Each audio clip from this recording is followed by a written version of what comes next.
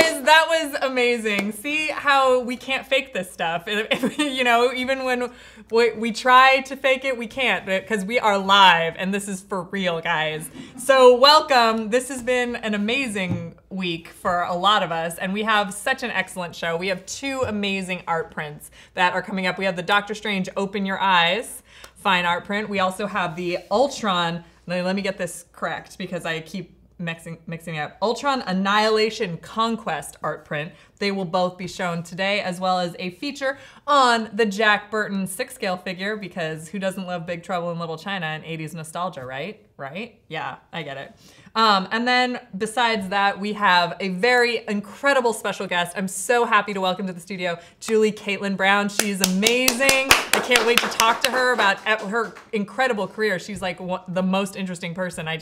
Last time she was here, I just kept like listening. I was just like, wow, I could listen to you talk forever. So Julie's amazing and I'm super excited to have her on the show. So let's get right to this because this has been an excellent week as Sideshow Collectibles dominated the SDCC Exhibitor March Madness. What up, guys? Woohoo! Thank you to everyone who voted and everyone who shared and everyone who just kind of, you know, stacked the votes in our favor, rallied. So we took down Marvel and Warner Brothers and like everybody. We took down everybody. So I guess that means we're all going to San Diego in prom dresses. Helicopters and prom dresses and tiaras, because without a tiara, like, did we really win anything? Yeah. So that's super exciting. Again, thank you to everyone who voted for us because you made this so much fun and so incredible. I just thought it was awesome. And thank you to Buffy for heading that campaign. Super awesome of you, girl. We have a special winner to announce. Last week, because of St. Patrick's Day, had the Pot of Gold giveaway where we gave away $250 in Sideshow rewards points.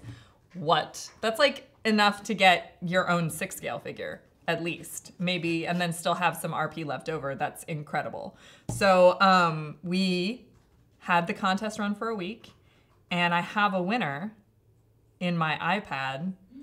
And I'm just gonna see how long I can draw this out for everybody. The winner is David Stone from Michigan. Oh my God, David, congratulations. That is such an incredible prize. Oh my gosh. Like, wow, $250 in rewards points. So we will contact you. It was a Gleam contest, so you'll be contacted via email about that. So congratulations, David, that is incredible. Wow. So, whew. I'm still like calming down about that. That's such a great prize. But we have to move on to our featured collector. Our featured collector is, oh my gosh, I'm so sorry for my pronunciation of your name. Michkin Boyso. Michkin Boyso with his epic 6-scale figure collection. Look at that. A little Back to the Future, little Godfather, a couple of Marvel, DC, and then like that Hellboy. That's fantastic. So thank you so much, Michkin, for sharing your collection with us. If you would like to be Sideshow's next featured collector, head on over to side.show/blog and click the Apply Now button. We love to see how you guys display your collections in your homes or in your office or wherever you want to show us, because we'll also do like a quick little interview for the blog, so you'll be featured on here with the pictures and then in the blog with a full like Q&A with you and more pictures of your awesome collections. You guys, we have come up on our first break, so when we get back, we will have our art print segment. You guys are watching Sideshow Live. We'll be right back. Hey everyone, welcome to another Sideshow unboxing. Today we will be taking the Adi Granoff Artist Series Iron Man Extremis Mark II statue out of the box. It is a really awesome statue which has a lot of parts. So let's just get right to it. First we're going to take the base out right here. There's a small piece that goes onto the base and attaches with a magnet like so. That way, the motion. Then grab Iron Man's body. We recommend grabbing it by just around the shin/calf area. It keys in to the base like so. There is a metal rod that runs from where he blasts off through his leg. That metal rod is meant for longevity and display. We're gonna grab the arms really quickly and have them key in. They are keyed in with a magnet as well.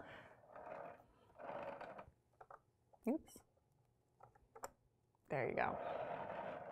So he has a nice little pose. After you have his arms on, we recommend putting on all of his flaps.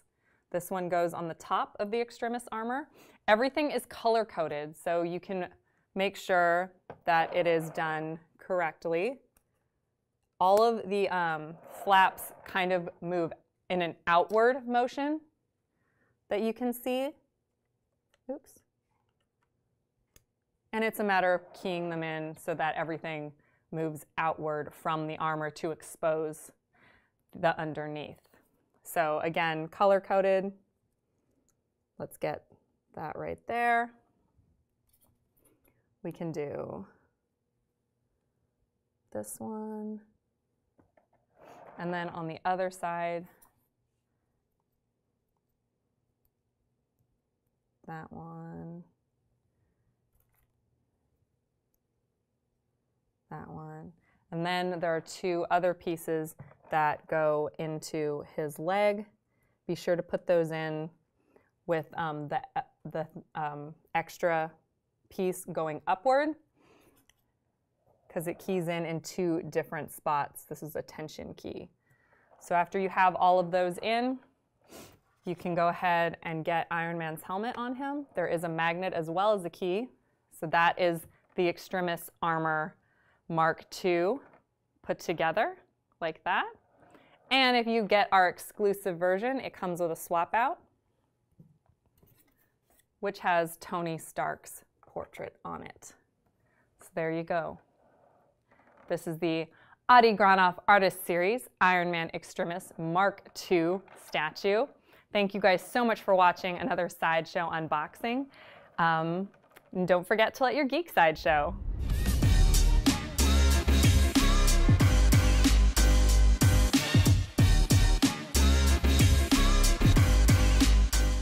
Hello everyone and welcome back to Sideshow Live. Wow, this is such an incredible set of art prints to be able to show you guys together. It is so cool. I feel like someone's talking to me off camera. Break? Take a break. Take a break. We need to take a break.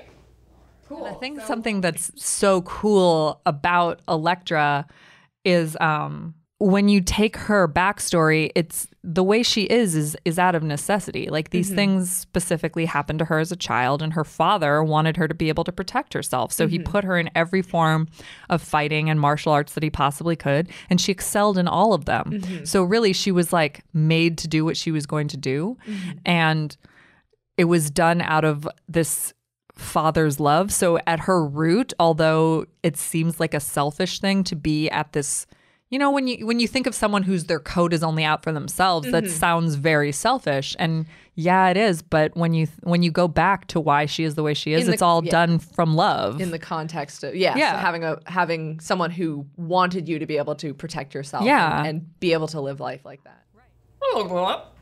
Let's try this again. And this time with sound.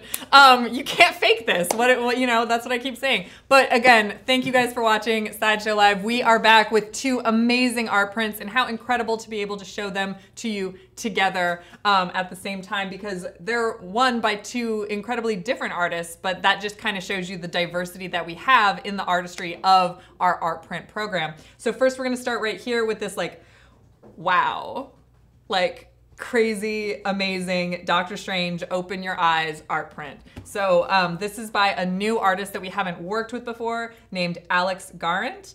And she is known for her double eyes. So that's kind of her feature with all of her artwork. She does her prints and her paintings like this. So it's pretty amazing and just pretty trippy to look at, to be totally honest. And it's like, it's really cool because what an amazing subject, the master of the mystic arts. Of course she would do him in this style. So this contains an automated pencil signature. It is a hand-numbered piece with 175 in the edition. So that's a pretty low edition.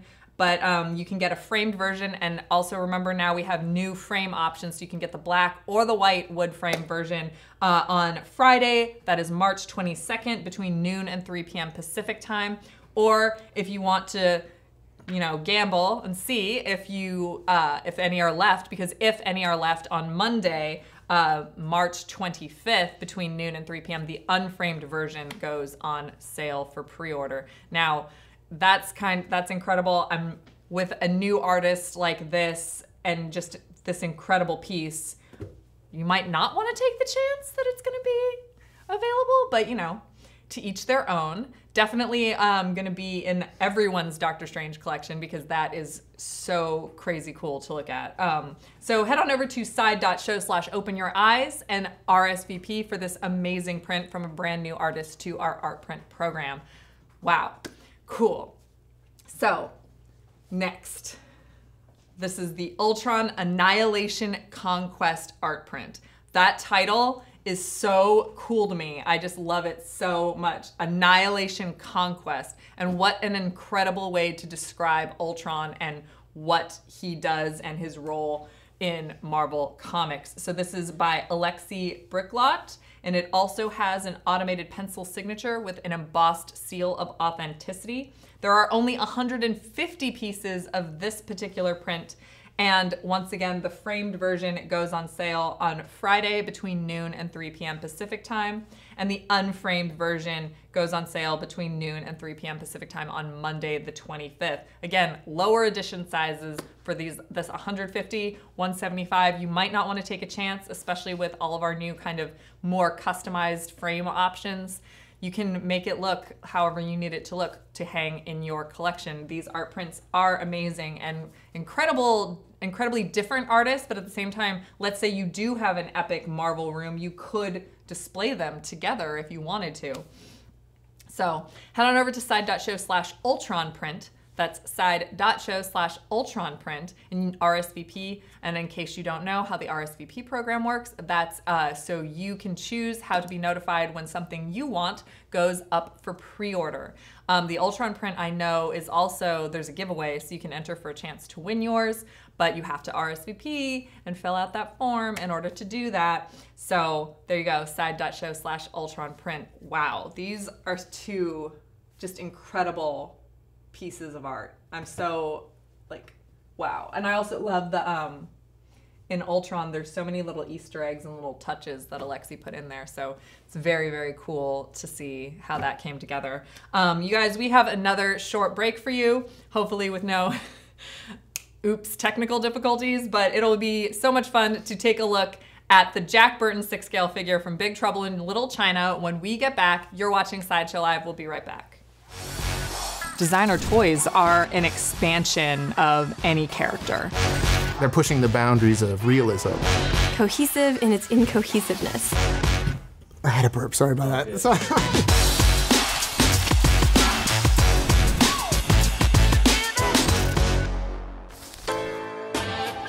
I think the fact that Sideshow is creating this new designer toy company, you're gonna have all the quality that you'd get from a Sideshow piece now in a designer toy. New characters, old characters. We're not saying no to any ideas. Licensed characters, unlicensed characters. We're working with the artists who created this art that we appreciated or we fell in love with. When they told me like they wanted to work with me, like I think I couldn't say yes fast enough. We want to stay true to their visions and be a platform for the artists and what they're doing.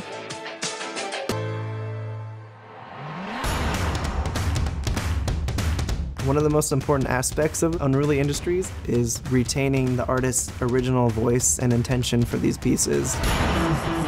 This goes back to like what's so great about designer toys and how designer toys are whatever your imagination can think of, and it becomes that toy. All my artwork has always been reflective of like indigenous cultures. So like I think it's just something about that always wants to come out.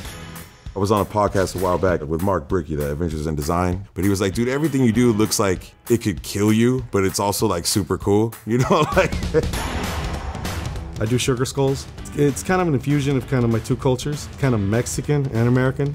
So many of what I do is just stuff that I love. I don't know how to like convey how excited I am about this project because I think it's just gonna be bonkers, off the wall, brilliant.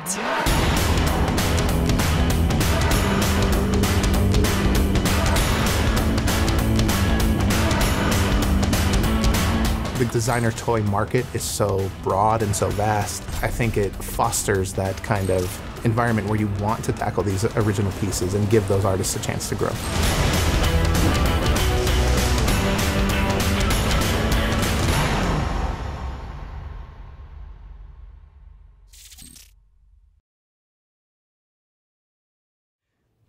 Hey everyone, and welcome back to Sideshow Live. That was a sneak peek at our Unruly Industries line, of which now we have so many different pieces that have gone up for pre-order. The Tracy Tabaras just went up yesterday, and those are fantastic. I have already pre-ordered my Miles, and I'm very excited about it. So if you guys haven't checked them out, they're all across our social at Unruly IND.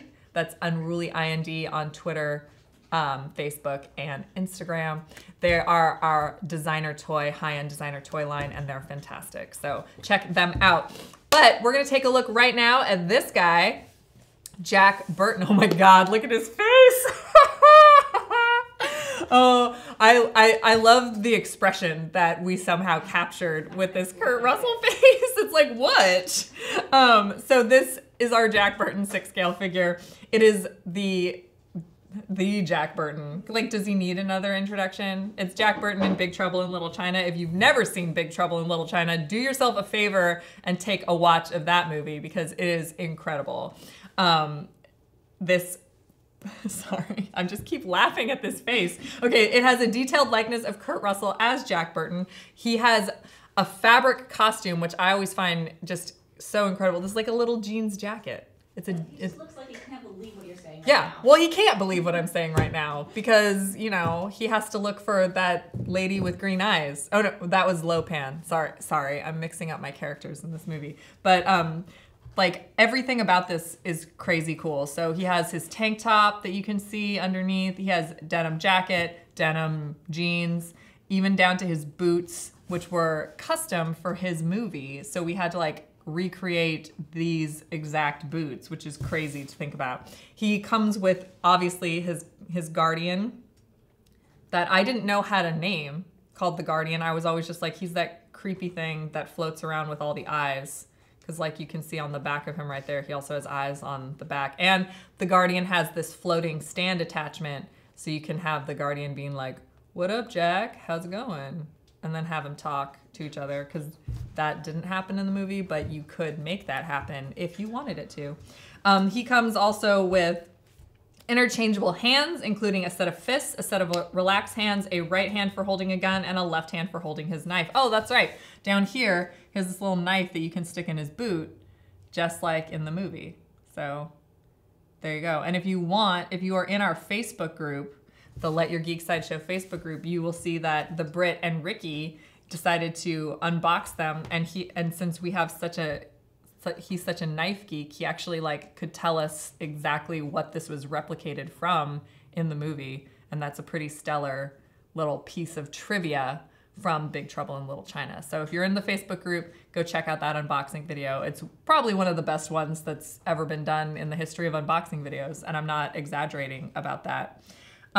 So he also comes with his knife, he comes with his submachine gun, and then his detailed Guardian companion.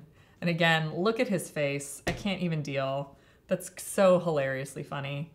So if you want, you can order him right now. He is currently shipping at side.show/JackBurtonFigure. That is side.show/JackBurtonFigure. And he is shipping right now. So depending on where you are in the world, you can get him like in a matter of like days or weeks because we ship internationally. So let's say you are like in Arizona and you want him, you could probably have him by like Saturday. This particular one is on our intern team, so you can see him in our Facebook group. Oh, really? He's the intern? Yeah. Hi, intern Jack. Yeah. He's not super helpful, but he thinks he's amazingly helpful. Well, of course Jack thinks he's amazingly helpful. I mean, I get it. And you can also see on Instagram all of our interns that help out various departments, including like right now I have Cap and Rockin' 3PO. Yeah. Because 3PO is throwing up some horns, so he's because he's metal. You guys get it? Metal. It's funny. He's metal. Anyway, head on over to Side.show. Yeah, Brendan's like doing a slow clap, like, haha, you're super funny. But he's metal. Anyway, so Head on over to Sideshow/Jack Burton figure and pick yours up right now. And you guys know what time it is, right?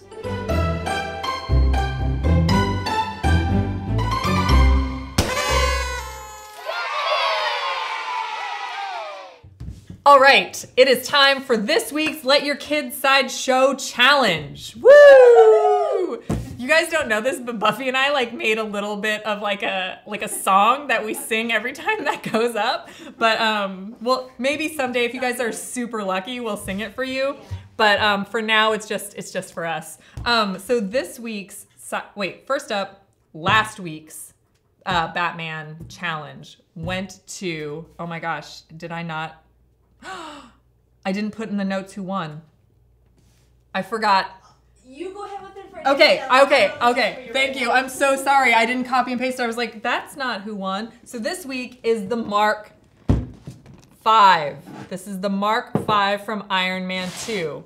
Look at how sweet this is with the box and everything. So this is like this is a die cast, isn't it? Oh my God, this is a die cast figure? Holy moly. So this is the die cast Mark 5 from Iron Man 2. I can't win this, right? Okay, I can't win it. I can't win it. I want to win it, but one of you can win it if you participate in this week's Let Your Geek Sideshow Challenge. This is sold out on the website, so you cannot get it anymore. And this week, we decided to keep it simple.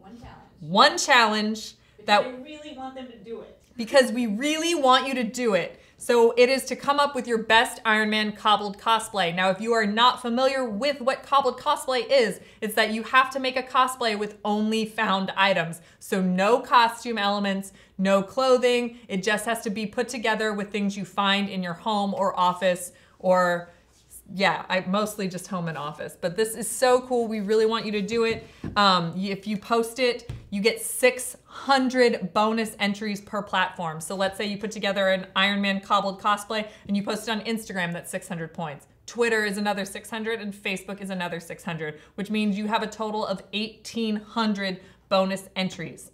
And you only have to do one thing, just one thing, cobbled cosplay. Put together an Iron Man suit and shove it all together and you can potentially win this. Now, if you are not the type of person who wants to put together something like that, there are other little smaller challenges on the Gleam page, like listening to podcasts, watching shows, joining our Let Your Geek Sideshow Facebook group. All of those things are ways to get some entries, but not the bonus entries. For that, you need to do a cobbled cosplay. And I think I talked enough that we found the winner. I'm so sorry, you guys, because the winners for the entries for the Batman were incredibly unique and creative. So I apologize. The winner for the Batman from last week is Aaron M. from Staten Island, New York. Aaron M. from Staten Island, New York. Woo! Congratulations, Aaron. Again, I'm so sorry. I won't forget this time because I know that you sent me the email. I just forgot to paste it into my notes. I apologize. Also, it was pointed out that he is also metal. Oh yeah, he is also metal. So. That's true. So we'll throw up some horns for Iron Man, the die-cast metal figure. That's amazing. You guys, we have one more short break, and when we come back, Julie Caitlin Brown is in the house. You guys, you're watching Sideshow Live. We'll be right back. When I was 18 months old, I'd gone into a coma. The doctors couldn't figure out what I had. They assumed that it was spinal meningitis. When I woke from the coma, my mother told me that I started picking up crayons and drawing nonstop. But I know that I've been drawing ever since, and I cannot remember a time when I did not want to be an artist. My choices in art school I felt were very important to pick the right path. I chose to be a painter, but the painting department was so weak that I wound up switching to sculpture. When I was in undergraduate school, I met a professor from Russia named Leonid Lerman. And this guy was instantly like my Obi-Wan. He sculpted and drew better than any American professor that I had or knew of at the time. I went to like 4 or 5 art schools at a time, trying to master the figurative art form. And yet it eluded me because art is a language and it requires a vocabulary and a grammar. And Leonid communicated that to me. I wanted to go to Russia to study where Leonid went to school, the Mukina Institute. In order to really get it, I needed to be there. I needed to immerse myself in it.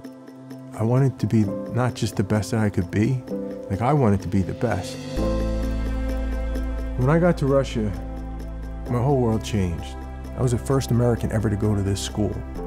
I felt this compulsion to try and be good, if not better, than any of the other Russian students around me, because there was this kind of prejudice against my skill set. Foreigners had to pay. Russians didn't have to pay. And I just got better and better and better. I'd do everything I could to get as much exposure to as much knowledge as I possibly could get.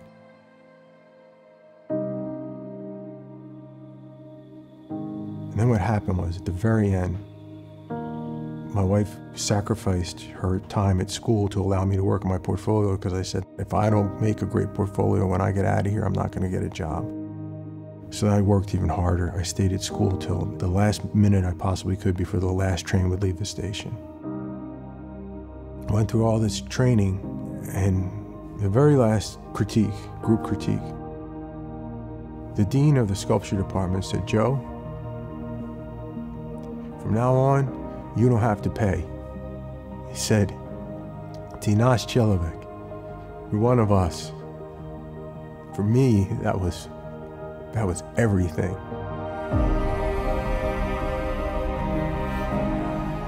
Because I made it, you know?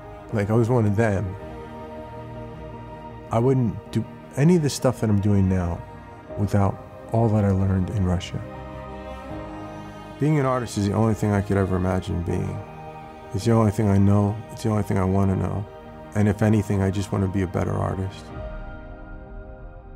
Because I feel like I haven't even scratched the surface of my potential. And I think the kind of artistic training that I had brought me to that way of thinking about why I love being the kind of artist that I am today.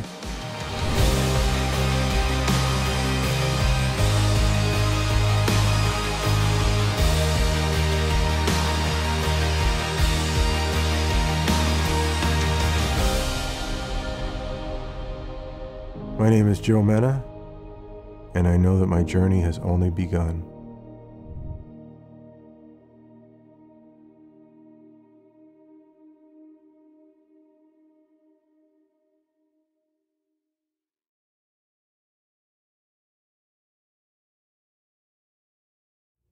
Hey everyone, welcome back to Sideshow Live. Any sci-fi fan is going to just lose their mind over today's interview. I'm rocking my Star Trek insignia just because I knew that she was coming. Please welcome to the studio, Miss Julie Caitlin Brown. Hello. Hello. Hi. Good to see you. Oh my gosh, I'm so excited to finally have you on the show. I'm very excited to be here. I know, and I just love like talking to you. You're like one of the most interesting people I've ever met in my entire life. Oh, come on. Fantastic. No, I'm serious. Really? I'm serious. Right. So you don't get out much then? I guess. So for those of you who don't know Julie, she is known for her appearances on Babylon 5. She's done 2 different Star Trek series and guest starred in both of them. Nowadays, she is an empowerment coach, a triathlete, and a personal appearance manager. So, wow, that's a lot of stuff on one resume. That's amazing. So you've had quite a career, but let's start with acting. So how did you first catch the acting bug? I think I always knew I was going to act. I told my mom when I was 5 years old I was going to star on Broadway. Wow. And I did. Wow. Yeah. That's fantastic. What did you do? Well, I'm 6 feet tall and I don't dance, really, because I was in a back brace up to my neck and down past my bottom for 3 years in high school. Oh my gosh. So to everybody out there, you know, just because you have a challenge doesn't mean you can't have your dreams. You just have to work a little harder and don't quit. Yeah. So I sang, and I didn't really act in high school because of the brace, but I could sing. And then when I was 18, I got involved with a theater group, and I was just in heaven. I mean, I loved it. And my big dream was to be on Star Trek as well. I would fantasize about Captain Kirk and stuff, and you know, because I was a kid that was lonely. I didn't have a lot of friends. We never called it bullying back then. You know, I was teased a lot and stuff. So Star Trek was one of those things that I loved to watch because I really felt that what Roddenberry was putting forward was a kinder, gentler world. Even though we still had challenges, if we all kind of banded together, we could surmount anything. Right. So sci-fi was always a big draw for me. I loved Asimov. I loved, Fahrenheit 451. I loved to read science fiction. Oh, yeah. Dug it. So what happened was I ended up going into musical theater, and then I did commercials, and then I did some guest star work. And when I got to New York, my agent said, I have an audition for the national tour. I said, well, that's kind of like the next right thing for me. That's cool. It's to play a 42-year-old Italian lesbian. I was 29 and straight. But she was a contralto and didn't have to dance much. And she was a lead in a Tony Award-winning musical for Tommy Tune called Grand Hotel. Wow. And I went, well, hello. Yeah. So I showed up and I did one audition. And instead of offering me the tour, they offered me Broadway instead. So I did 2 years for Tommy Tune as the Raffaella Ottagno on Broadway. Amazing. And when I came out of that, I kind of looked like this back then. These muscles were there. So, because I was, I was all covered up so I could work out and whatever. Right. When I got to Hollywood, I'm 6 feet tall. They were like, yeah, you're going to play aliens. And I went, okay, that's okay. And then they said, yeah, but you're going to play it in full prosthetic makeup. Oh, no. Yeah. Yeah. It was a dream. Right. It was a dream to me to go on Star Trek. So Right. my first one was Star Trek: The Next Generation. And I played Vekor in The Gambit, part 1 and 2. Worked with Patrick Stewart and everybody. Just loved it. Aerosmith came to the set. I have pictures as a sandwich with me and Robin Curtis and yeah. Are you in full prosthetics? Totally. Yeah, and they were such geeks. They absolutely jumped on the transporter pad. We couldn't find them. And we're like, where are they? And there was, beam me up, Scotty. I mean, they were all into it, man. It's like my... That's awesome. Yeah, I love that Tyler. you never know who's gonna geek out over what. It's fantastic. When we all have something that's in us that connects to these characters. It's fantastic. Well, when Steven Tyler and Joe Perry sort of had a falling out, they did an interview, and guess what his metaphor was about what was happening to him and Steven Tyler? What? Well, you know the episode where Kirk goes down and he gets split in the transporter, and it's sort of his weaker, kinder self, and then his really strong self. Yeah. That was the metaphor Steven Tyler used to explain what it was like to not be paired up with Joe Perry. Oh my gosh. Wow. I was like, you're like, I understand that. Serious I geek. know what it looks like. I love that. It was perfect. And then I did Deep Space Nine. Actually, I'm sorry. I did that wrong. I did Deep Space Nine, The Passenger first. I played Ty Kajada. Then I went to Star Trek: The Next Generation. Then I went and played Natop on Babylon 5. Yeah, that's amazing. And that was the full hello. Yeah. So, I mean, you kind of covered this question already, but what was it that led you to pursue science fiction? Even back when you were just reading it, what was it that helped you connect to those characters? My mother was an English teacher, and Fahrenheit 451 was one of her favorite books. Also, The Wizard of Oz. And when people don't realize is, because we saw the movies, we didn't really understand.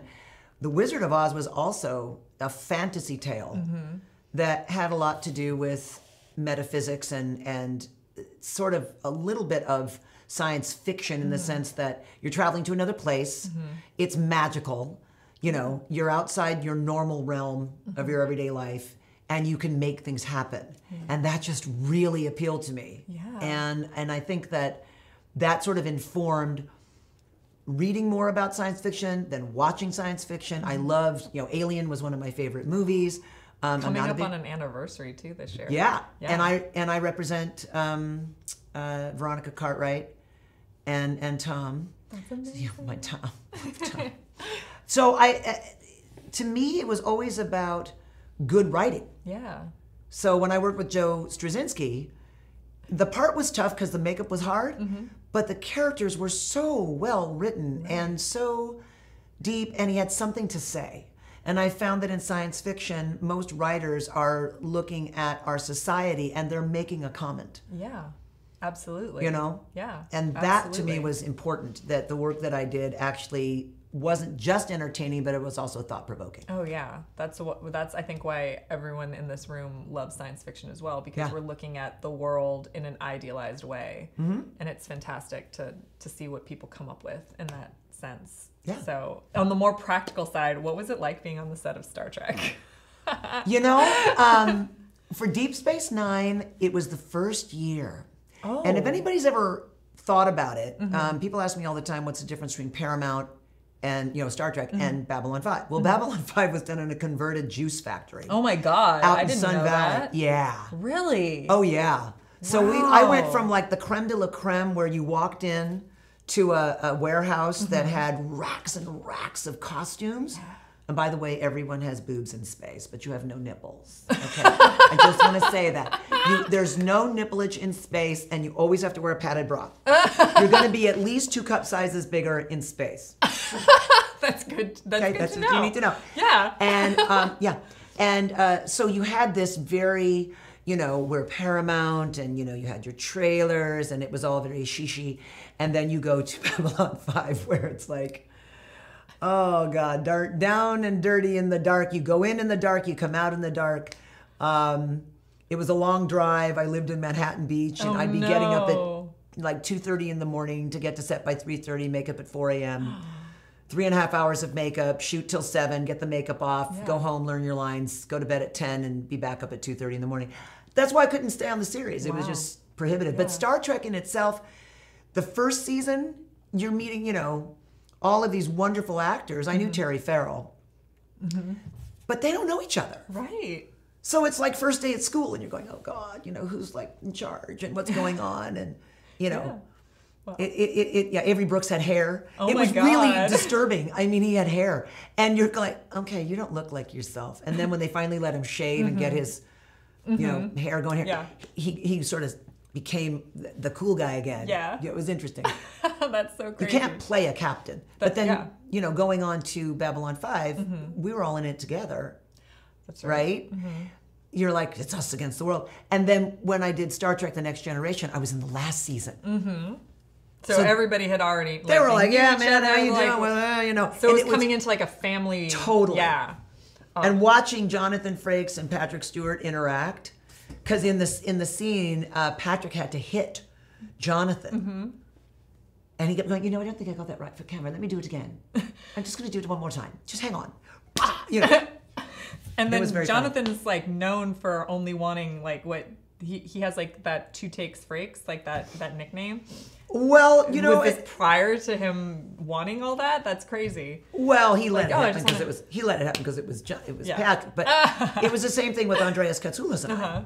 We would walk onto set after 3.5 hours of makeup and doing all of our lines together all morning long, and we'd go shoot the rehearsal. It's not going to get better. Just shoot. We're ready. Yeah. So we became known as Martini, which means Martini up. We're in the last shot. Oh my God. That's we amazing. can get this done. Yeah. Oh, that's so cool. Wow. So then how did you transition into being a personal appearances manager from all of this? When I was 21 years old and I had my first son at 22, I had started at an agency in Northern California. I had friends who owned rock and roll clubs, so I was booking some good old-fashioned rock and roll bands, jazz groups, and high-level comics, like Dana Carvey and Barry Sobel and Paula Poundstone and Bobby Goldthwait, the Bobcat. Yeah. And I learned how to be an agent from them. And I managed 4 nightclubs, 7 nights a week entertainment. And then when I got divorced and went to Florida, I taught a commercial workshop for acting, and I went through the whole process of contracts and how do you behave on set and what do you do.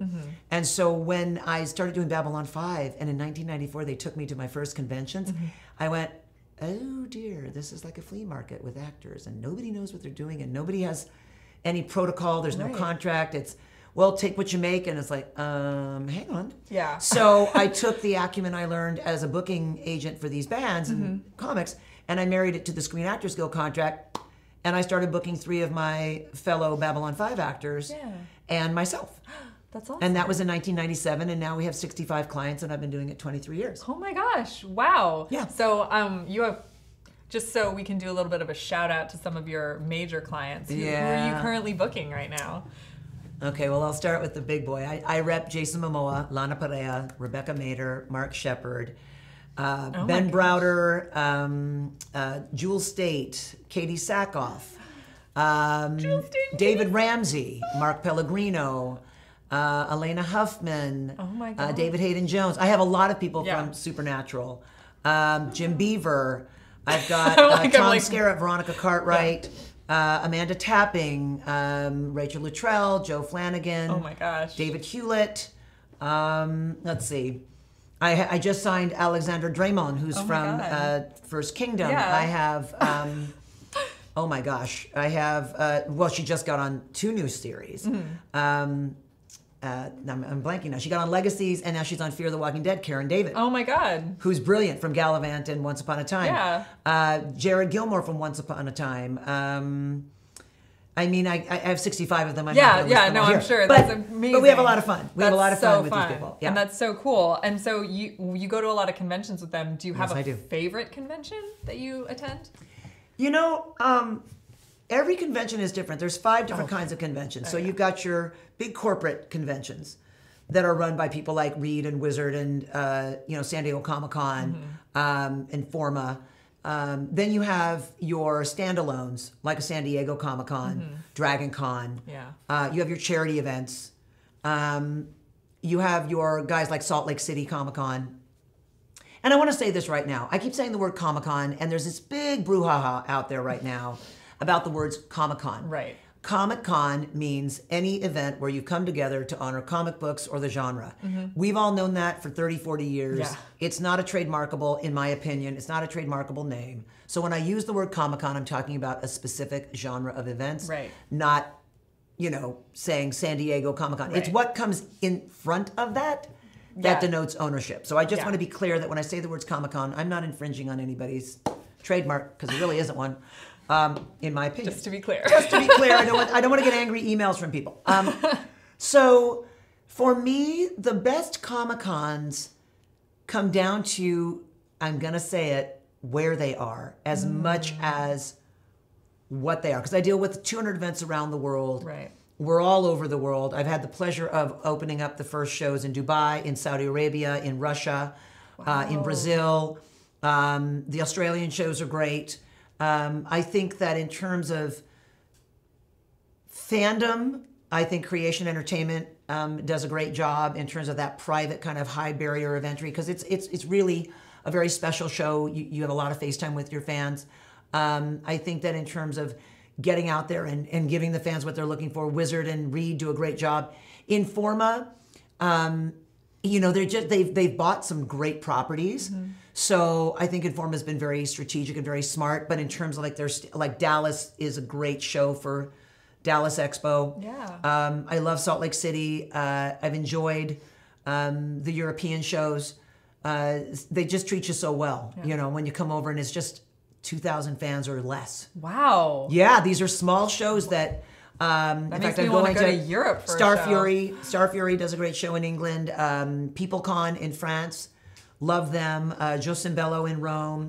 We're going to a new one in Milan with Kinetic Vibe. We're very excited about that with Once Upon a Time. That's exciting. Yeah. Oh my It's gosh. good stuff. Yeah. That's like a whole lot. And then also that it makes me want to go to conventions and I've never been to a convention outside the US, so You should go. They're destination vacations now. Yeah, And the I know. Australia shows for Reed are fantastic. Is that the Supernovas? No, that Supernova's a different one. Okay. Reed bought DCA had been doing their shows, the Hub. They still do the private events, the more, right, 2,000 fans max.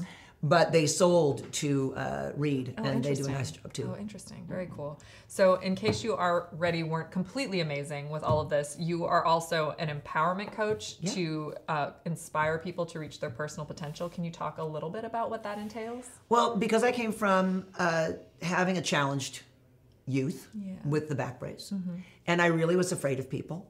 I didn't really understand how to connect. The music helped.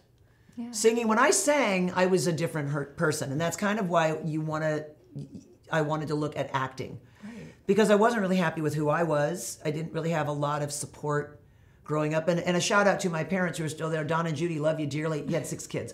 I was I had to figure it out. Yeah. You were busy, keeping the roof over the head and the food on the table. I had to figure it out.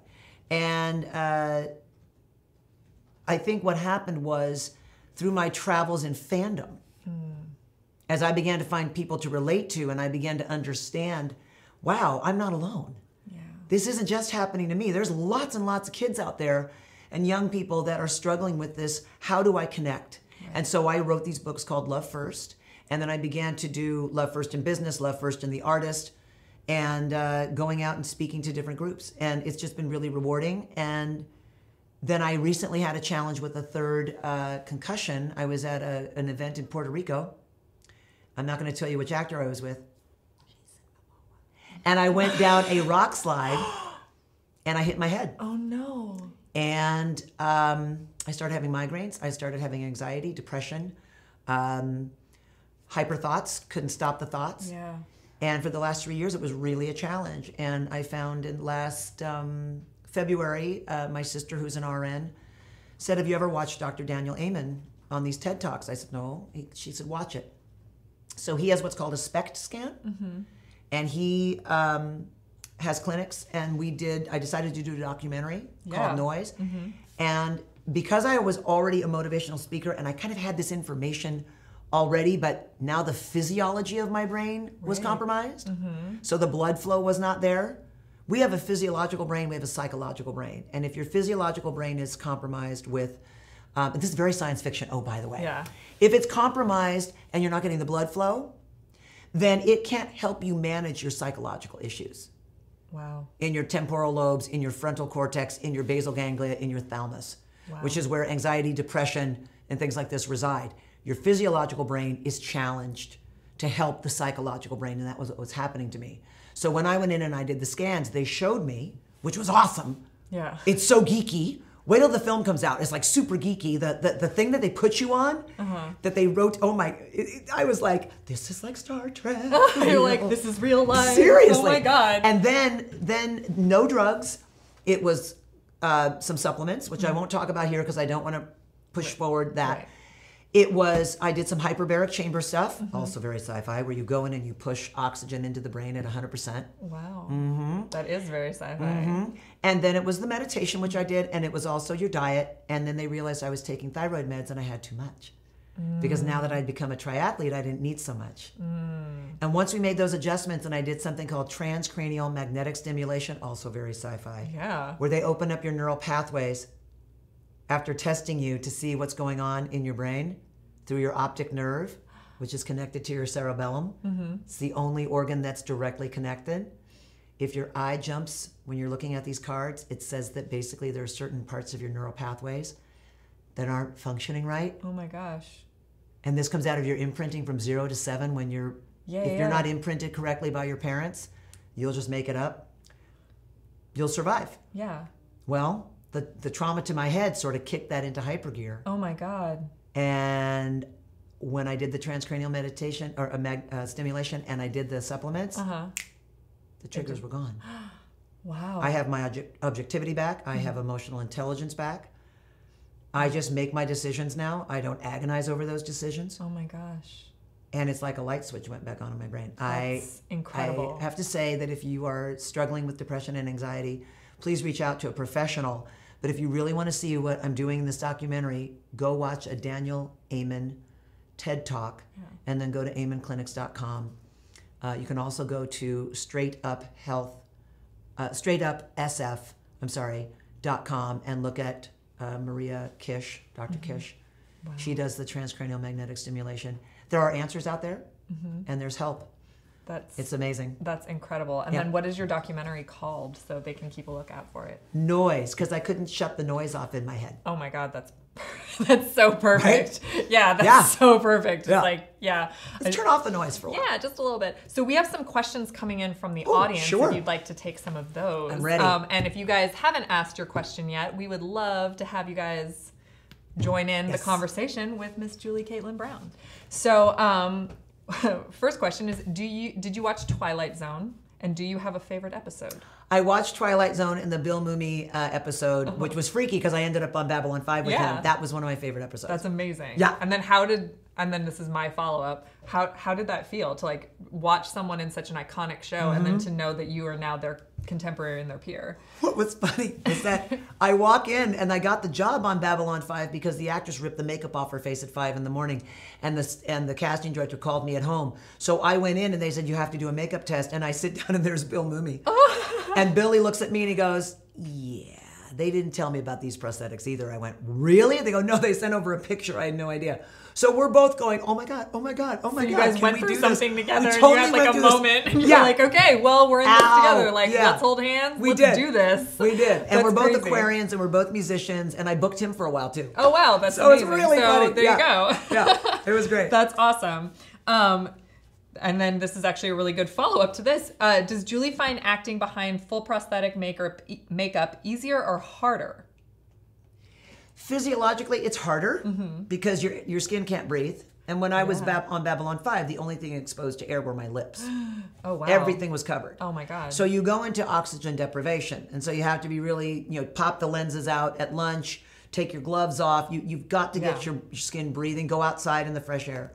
But I do find being behind a mask, it's mask work. Yeah. From the theater, one would, because you can't really rely on facial expression. Right. Now they would anchor it here, here, here, here, so that I could express. Yeah. But the way that I would show you that I was thinking is I would have to do this.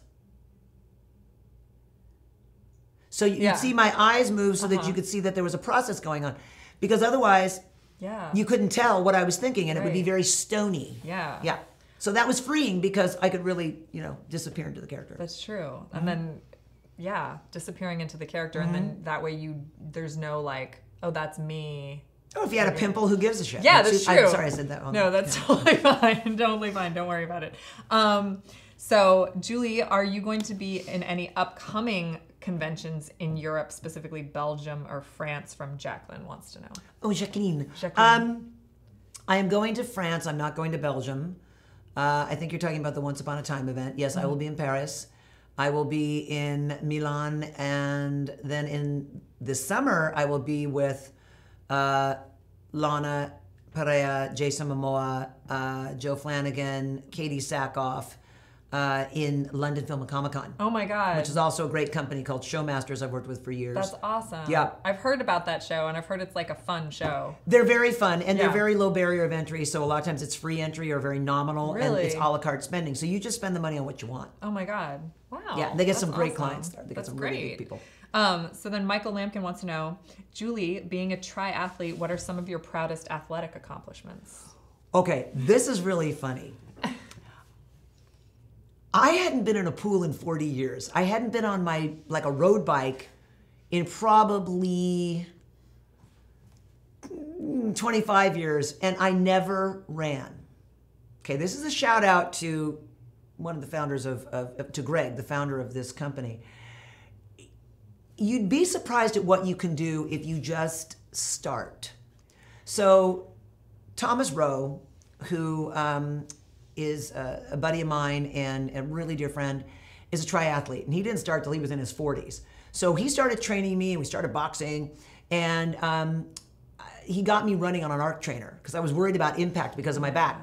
And then I found another shout out to Orange Theory, and their treads are really good. And once I got a good pair of shoes, I said, you know what, I think I can do this. So last year, after kind of a year of warming up to it, that June I jumped in a pool, and then I got on my bike and bought a road bike, and then I ran like my first mile not this February, the February before. I hadn't even run a mile. And I decided to do a classic triathlon. Oh my God. I was like, okay, this is insane. I'm gonna get in a wetsuit and jump in the ocean. So I got into the ocean for the first time in the wetsuit, had a flat out panic attack, and the surfer went, get on your back and breathe, you're gonna be fine. Well, kids, I trained and I trained, and I got to that race, and out of 26 women in 55 to 59, I placed fourth and got on the podium. That's amazing. And then I did the Dipsy Trail Run, which is 7.5 miles. It's 3 miles straight up on a trail with obstacles, a mile flat, and then 2.5 miles down, which is harder than you think. And I placed first in all the women over 45. And then I did the Catalina race, which is all hills. Oh my God. It's like 3 loops of up a mountain, like 3.5 miles straight up on your bike. And then you run hills, and I placed second. So in my first year, I qualified for the nationals in the sprint triathlons in Ohio, and I'll be there this year. That's amazing. Congratulations. That's so cool. Oh my gosh, I love yeah, that. I'm very so excited. then that's so inspirational. So it's like, just do it. Just start. Just start doing it. And there's great equipment now, and there's great ways to modify, and the sprints are only, you know, it's a 750-yard swim, or maybe 850, and then it's a 5K, and then it's like usually a 12-mile bike. It's not that taxing. It's really just the ocean swims that people freak out. Yeah. But I went back with it. Let's just go. You're like, just do it. Just do it. Wow. Julie, have you ever collected any of the figures for the people that you rep? Yes. Yes. I have a closet full of pops of Jason Momoa in all of his incarnations, from Aquaman and Khal Drogo. Yeah. Yeah. That's amazing. I love it. And you're gonna obviously need the big, beautiful Jason premium format. Currently, I'm getting one because I had to give them artwork to do it because they couldn't get any artwork. So we had pictures from Jason, and so we supplied that to Sideshow, and so they're giving me one. That's so cool. And this is a fun question. Who is your Star Trek captain? Like, who is your favorite Star Trek captain? You know, it's such a toss-up between Jean-Luc and Captain Kirk, only because they're very different captains. They're such different captains. They're very different captains. For me, I think that, and I used to rep Bill. Yeah. And I want to say about Bill, his captain was so human. Oh, yeah. Was so filled with, and what he did so beautifully is when he was given the opportunity to show his frailties, to show his vulnerabilities, he did it in such a beautiful way. What I loved about Jean-Luc's, Patrick Stewart's portrayal, is that there was this sense that this is not I think he's a very sexy man. Agreed. I do. And but he was not this movie star good looks like Bill had. Right. But what he had was this tremendous ability to instill calm. Yes. There was something about his leadership. You know, and I know Bill had it too. Yeah. But I like them for different reasons. Yeah. If it had to be hands down, it's going to be Bill. Okay. I go with Jean-Luc because exactly what you said, the ability to instill calm. I knew that if Jean-Luc was around, that I would be okay. Yep. So that was... Absolutely. Yeah. So I also continuously struggle with the Kirk-Picard thing because Kirk is such... an amazing captain. And they're very different. And they're so different. Like, you can't even really compare them because of how you couldn't put them in the same situation and have it handled the same way. It would be handled completely differently. So yeah, but I understand that. That's good. Nina wants to know, is there a book recommendation that you have because it very much inspired you? For what kind of book, though? Yeah, I was like, what? Yeah. It inspired me to what? Yeah. To act, to write, to sing, to... Yeah. Okay, so you can go get my books, Love First. Let's self-promote. Love First, The Beginning, Love First, and The Artist are out on audio. You can go to my website, juliecaitlinbrown.com. If you're looking for things about brain health, you can go to the Amen Clinics, and they have some wonderful books. It really, really helps you understand how your brain works, because I think that's the biggest problem, is that psychiatrists treat an organ they don't look at. Think about it. You know, cardiologists look at your heart, and you know, but they don't actually look at your brain. So that's what Dr. Amen has done. In terms of acting, writing, there's The Art of Dramatic Writing. I found that book incredibly inspiring. I'm working on my first Broadway musical. I have all the rights to, I can't tell you, it's a jukebox musical inspired by a big band in the 60s and 70s. And I can't tell you who, but I will tell you that I have all the licenses, and we're looking at doing a workshop this spring, which I'm very excited. That's so exciting. Yeah. Oh my gosh. Yeah, gonna go back to Broadway as a creator. Oh, that's so excellent. Yeah. Like, full circle. Full circle. And then in terms of just, I think, I'm trying to think what other book, Gary Zukov, Seed of the Soul. Those books are brilliant. You know, anything by Wayne Dyer, in terms of metaphysical, we really do have more power than we like to give ourselves credit for, and we are a co-creator of our universe. So just remember that, you know, this right here is 99% our issue. Yeah. We have to be able to see and envision our life before our life can manifest. And absolutely. Just know this. if you don't like your life, you need to look at where you're looking, because it's like riding a bicycle. Where are you going? Where are you looking? Okay. So oh my gosh, well that is actually a perfect way to kind of close off the show. So thank you so much, Julie, for being here. I very much appreciate it. Oh my God, you're so fantastic and so inspiring. You guys, thank you so much for joining us here on Sideshow Live today. We had an excellent show. Check out both of our art prints, the Doctor Strange Open Your Eyes art print, and oh my gosh, I'm gonna forget the Ultron, even though I love it. The Ultron Annihilation Conquest art print, both go on sale on Friday. Framed and Monday unframed. We took a look at the Jack Burton 6-scale figure, who is also amazing and shipping right now. So head on over and to our website and check him out. I love Julie so much. I'm so happy she was finally able to be on our show. Thank you again for joining us today. You guys, thank you so much for watching. We will be back on Tuesday with Sideshow and Tell at 11 a.m. Pacific time, and then Sideshow Live next Wednesday, same bat time, same bat channel. You guys, thank you for watching, and don't forget to let your geek side show. Bye!